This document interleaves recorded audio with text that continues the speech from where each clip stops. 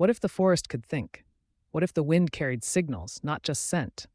What if every root, every wing, every droplet was born from a line of code?